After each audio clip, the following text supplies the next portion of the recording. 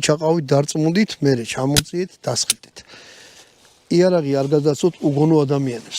რატომღაც წაიღო ხელმარცხნე. აი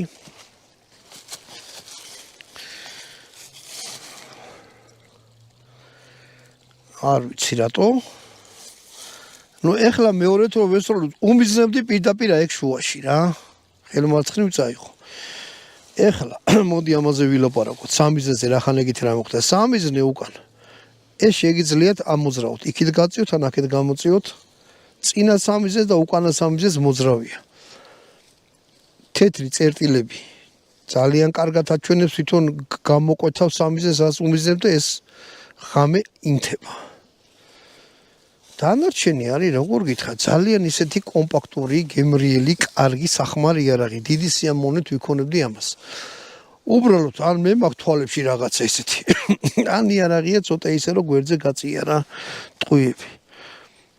ამ მანძილზე პისტოლეტისთვის ამხელა ბევრია რა, ჩემთვის მე ეგრე ვფიქრობ. მართლა შუაში უმიზნებდი. თან რომ დავინახე რომ გვერდზე მოხდა მაინც ისე დაუმიზნე. მე თვითონ არ მინდა აი ანუ ერთგვარ უნდათ ვესწავლე რა, ხა კი დავინახე, მაშინ გვერდზე უნდა მიმეწიალულა და მე მოხდებოდა შუაში, მაგრამ ახლა საპრანჭაო